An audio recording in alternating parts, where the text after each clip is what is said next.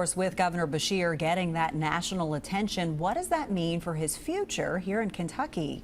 Dave asks, if Andy Beshear runs for vice president, would he have to resign as governor of Kentucky first?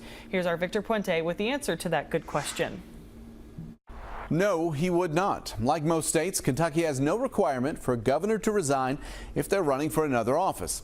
He could continue as Kentucky's governor while he still campaigns. Of course, if he did run and win, he'd resign at that point. There are a few states in the U.S. where that wouldn't be allowed.